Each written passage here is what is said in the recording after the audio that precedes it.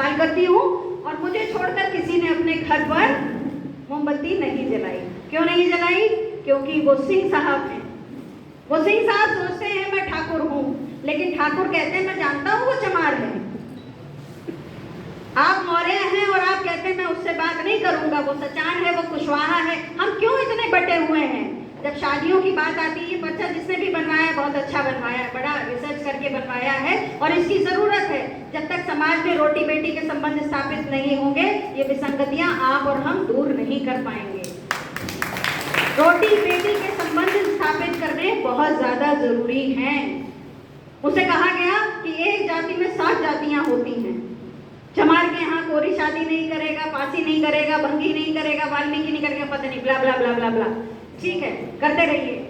ये जो कैलेंडर्स, इस तरह के कैलेंडर्स बनने बहुत जरूरी हैं, क्योंकि आप हमारे बच्चों को तो छोड़ दीजिए, बहुत से हमारी जनरेशन के लोगों को भी नहीं पता है कि क्या योगदान है।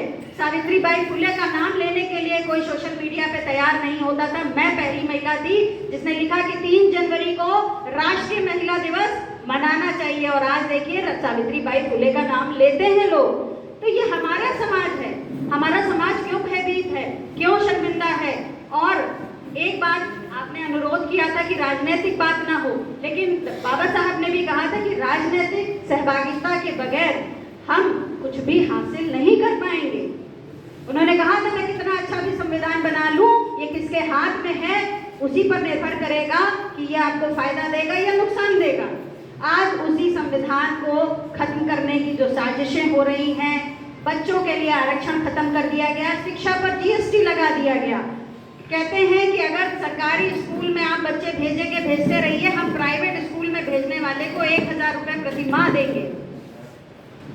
क्या हमारे बच्चे गरीब किसी दूर गांव में बैठे किसी दलित ओबीसी परिवार के पास इतना पैसा होगा कि वो प्राइवेट स्कूलों में पढ़ा लेगा? उच्च शिक्षा पर आपने जीएसटी लगा दिया, क्या कोई तकनीकी शिक्षा प्राप्त कर पाएगा? ऐसे जो 2 प्रोफेसर बैठे हैं, धर्मवीर, अभी उनकी पीएचडी पूरी हुई है और वो डॉक्टर धर्मवीर हो गए हैं। तो क्या हम ये उम्मीद करें कि हमारी जो अगली जनरेशन है, हमारी जो अगली पीढ़ी है, उसमें आईएएस आईपीएस प्रोफेसर निकलेंगे? नहीं निकलेंगे। जिस तरह न्याय व्यवस्था में हम ठगे जाते हैं क्योंकि वहां हमारा प्रतिनिधित्व नहीं है। मैं सिर्फ आरक्षण में प्रतिनिधित्व की बात नहीं कर रही हूँ, न्याय व्यवस्था में भी आपका प्रतिनिधित्व होना चाहिए। हमने अपने बच्चों को आईएएस पीसीएस डॉक्टर इंजीनियर बनाने के अलावा कोई सपना नहीं देखा, और अंततः हम वर्ग विशेष के लोगों के पास जाते हैं कि साहब हमारे पड़ोसी हमको परेशान कर रहे हैं, मुकदमा लड़ दीजिए, और वो वकील उधर दूसरी पार्टी से पैसा खा लेता है और बात खत्म हो जाती है। तो मैं अपनी बात सिर्फ कुछ बातों से के साथ खत्म करूंगी कि सामाजिक तौर पर इकट्ठे होइए, आपस में जातिवाद जो है उसको कम करिए। इस तरह की और संगोष्ठियों की जरूरत है, और सिर्फ संगोष्ठियों में बातों की जरूरत नहीं है, उन बातों को हमें अपने व्यवहार में लाना होगा। अगर हम नहीं ला पाए तो हम भूल जाएं। और एक बात कि वाकई चंद्रभूषण जी ने जो बात कही इसमें दम है। हम दलितों के पास तो बाबा साहब थे, लेकिन आप पिछड़ों ने बीपी मंडल साहब की भी इज्जत नहीं करी।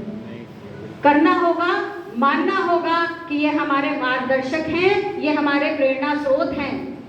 आप किसी का विरोध ना करिए, लेकिन आप अपने हक को मत भूलिए, आप अपने इतिहास को ना भूलिए। जब इतिहास नहीं भूलेंगे तभी आप अपना भविष्य बना पाएंगे। बहुत बहुत धन्यवाद। जय हिंद।